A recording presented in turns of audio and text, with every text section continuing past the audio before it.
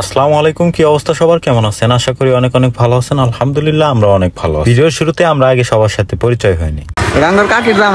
আমরা যখন কোনো একটা প্রোগ্রামে থাকি, সেই প্রোগ্রামের রানিং ক্যামেরা চালু অবস্থায় ব্যাকগ্রাউন্ডে যে সাউন্ডগুলো আসে, এটা এক ধরনের এন্টারটেনমেন্ট এবং মানুষের আনন্দ মুহূর্তগুলো এখানে ক্যাপচার হয়। তো আজকের ভিডিওতেও সেম এরকম আনন্দ মুহূর্ত এবং কিছু কথাবার্তা আপনাদেরকে লাইভ শোনানোর চেষ্টা করব। তো এর আগে আরো একটা কথা বলে নেই, আমরা আসছি আজকে আমাদের জনপ্রিয় শখপুর হাটে কালো ভুনা খাওয়া।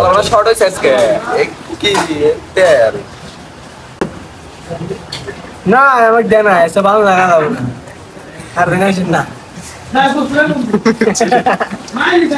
তো আমরা চলে আসি এখন মেন ভিডিওতে। আমাদের যাত্রাটা শুরু হয় বেলকুচির পলাশ মার্কেট থেকে, যেটা আমাদের মাইক্রো স্ট্যান্ডের একদম শুরুতে। আর এখানে চলে আসে হলো হীরা, আমিরুল ভাই এবং আরিফুল আমাকে নেওয়ার জন্য এবং আমাদের আরিফ ভাইকে নেওয়ার জন্য, কিন্তু আরিফ ভাই ব্যস্ততার কারণে আসতে পারেন। সেই সাথে হীরার সাথে যে মামা ছিল, ওনার একটা গাড়ি সার্ভিসিং করার জন্য দিয়েছিল বেলকুচি সদর হসপিটালের পাশে, আর সেখানেই হীরা এবং মামা ছিল।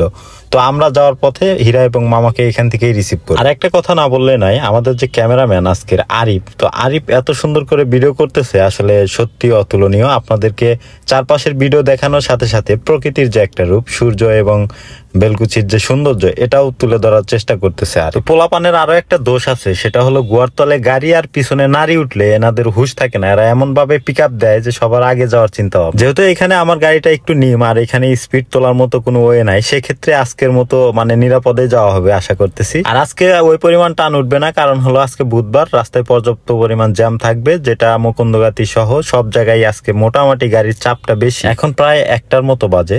এখন রাস্তাঘাটে জ্যাম জট একটু কম, কারণ হলো প্রচন্ড পরিমাণ রোদ, আর এই রোদের মধ্যে গাড়ি নিয়ে দাঁড়িয়ে থাকা খুবই কষ্টকর বিষয়। এটা যারা এখন বর্তমান মুকুন্দগাতিতে আছে তারাই বলতে পারবে, আর যারা এরকম সিচুয়েশনে পড়ে মুকুন্দগাতিতে তারা জানে যে মোটামুটি মুকুন্দগাতিতে সবসময় জ্যাম থাকে। আর এটা নিত্যদিনের অভ্যাস বা পরিবেশ, যেটাই বলেন, মুকুন্দগাতিতে এখন প্রতিদিনের মতোই জ্যাম পড়ে আছে। তো আজকে যেহেতু বুধবার, আজকে একটু বেশি থাকার কথা।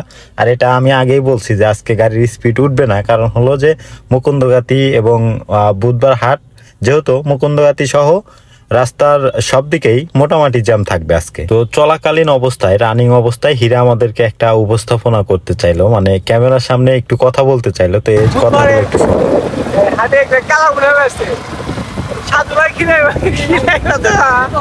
সাধু ভাই ঠিক আছে। ভিডিওটা দেখে আমার পরিচিত যারা আছেন তারা আবার সিরিয়াসলি নিয়েন না, এখানে শুধুমাত্র আমি গেস্ট হিসাবে আসছি। আর এখানে সম্পূর্ণ দায়ভার ছিল হলো আমিরুল ভাইয়ের। তো বেলকুচি সোহাগপুর হাট মোটামুটি পরিচিত সিরাজগঞ্জ জেলার মধ্যে। তো আজকে আপনাদেরকে আমরা সোহাগপুর হাটের একটু চিত্র দেখানোর চেষ্টা করব, আর এটা আমাদের যাওয়ার পথেই পড়বে। তো আমাদের সোহাগপুর হাটটা হলো সব দিকেই বিখ্যাত। এখানে কাঁচা মালামাল সহ সব ধরনের মালামালই পাওয়া যায়। এখানে সুতা, শাড়ি, লুঙ্গি সব ধরনের হাটই বসে।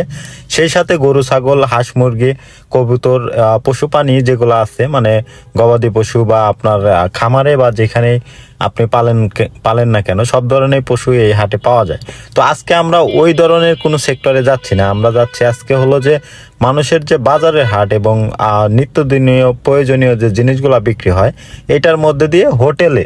তো হোটেলে যাওয়ার পথেই এই অবস্থা, যানজট। আজকে বলছি এর আগেই শুরুতেই যে আজকে বুধবার, আজকে পর্যাপ্ত পরিমাণ যানজট, যেটা আসলে এটা প্রতি বুধবারে হয়, এটা বলার মতো কিছু নাই। যারা সোহাগপুর হাটে আসছেন বা মুকুন্দগাতিতে আসছেন তারা অবশ্যই জানেন যে বুধবারে কি অবস্থা হয়ে থাকে। মাথার উপরে তীব্র রোদ, পেটে অনেক খিদা। তো আমাদের দ্রুত যেতে হবে হোটেলে। যাওয়ার জন্য পর্যাপ্ত পরিমাণ চেষ্টা করতেছি, কিন্তু এই পরিমাণ জ্যাম আর এই পরিমাণ গাড়ি, এর মধ্যে থেকে ছোট্ট বাইক নিয়ে বের হইতে পারতেছি না।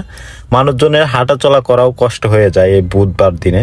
তো বুধবারের এই দিনটা আসলে সোহাগপুর হাটে পর্যাপ্ত পরিমাণ জ্যাম থাকে, যেটা আসলে ভাষায় প্রকাশ করার মতো না। তো আমাদের পিছে পিছে আছে যে আমিরুল ভাই এবং তার পিছে আছে হীরা।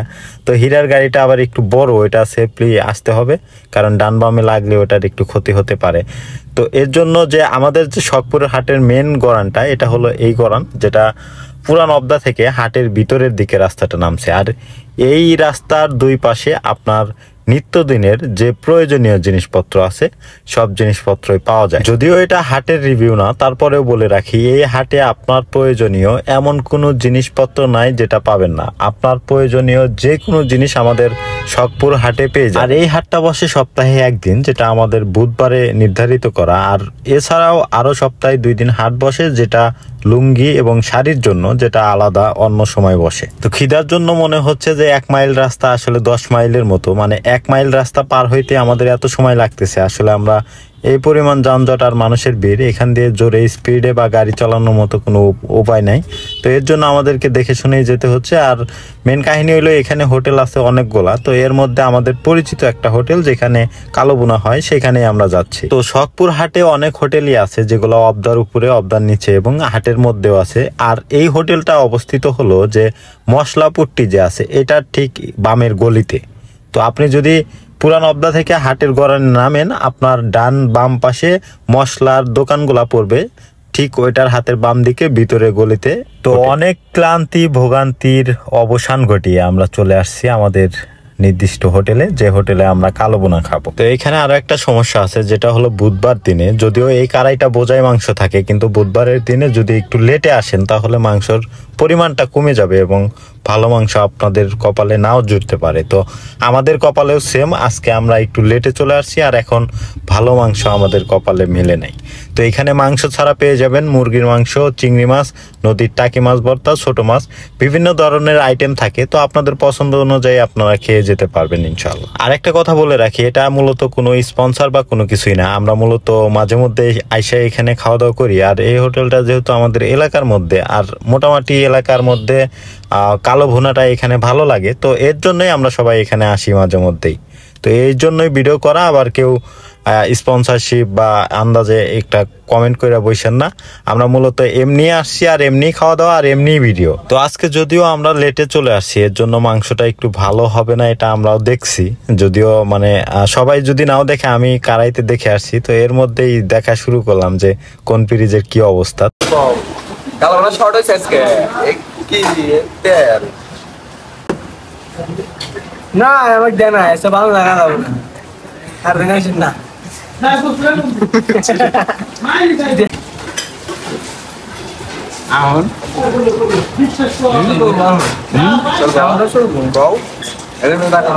তো চলবো ভাই, এখন তাও গোষ্ঠী লাল বোনা খাই, কালো বোনা না খাই, লাল বোনা খাই।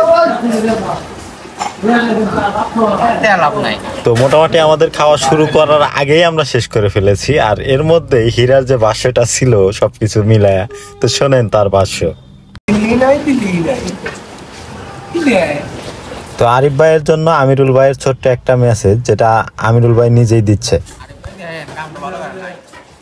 তো বিভিন্ন আলাপ আলোচনার মধ্যে দিয়ে আমাদের খাওয়ার প্রোগ্রামটা প্রায় শেষের মধ্যে, যদিও আমার খাওয়াটা একটু আগেই শেষ হয়ে গেছে। তো খাওয়া দাওয়া শেষ করে আমি আর ওইখানে দেরি করতে পারি নাই, কারণ হলো আমার ঢাকায় যাওয়ার জন্য একটা টিপ ছিল, যেটা নিয়ে আমাকে ঢাকায় যেতে হবে। তো এর জন্য আমি ওইখান থেকে সরাসরি পার্কিং এ চলে আসি এবং পার্কিং থেকে গাড়ি বের করে ঢাকার উদ্দেশ্যে রওনা। আর শখপুর হাটের কোন হোটেলটা ভালো অবশ্যই আপনারা কমেন্ট করে জানাবেন। যদিও আমার ওই পরিমাণ অভিজ্ঞতা নাই, আমি এই একটা হোটেলেই শুধুমাত্র খাওয়া দাওয়া করেছি, বাকি আর যে হোটেলগুলো আছে ওগুলোতে এখন পর্যন্ত বসা হয় নাই। তবে যাদের জানা আছে এবং যারা শখপুর হাটে খাওয়া দাওয়া করেছেন, কোন হোটেলটা ভালো এবং কার কোন খাবারটা ভালো লেগেছে অবশ্যই কমেন্ট করে জানাবেন। নেক্সট ভিডিও আমরা অন্য একটা হোটেলে করার চিন্তা ভাবনা করবো ইনশাআল্লাহ। আর আরেকটা কথা, যে আমাদের বেলকুচি উপজেলা রেন্টে কারে যদি কারো গাড়ি ভাড়া করা প্রয়োজন হয়, তাহলে অবশ্যই আমাদের ফেসবুক পেজ অথবা আমাদের কন্ট্যাক্ট নাম্বারে যোগাযোগ করতে পারেন। সেই সাথে আপনার প্রয়োজনীয় যে কোনো গাড়ি ভাড়া করতে পারবেন ইনশাআল্লাহ। তো সবাই ভালো থাকবেন, সুস্থ থাকবেন।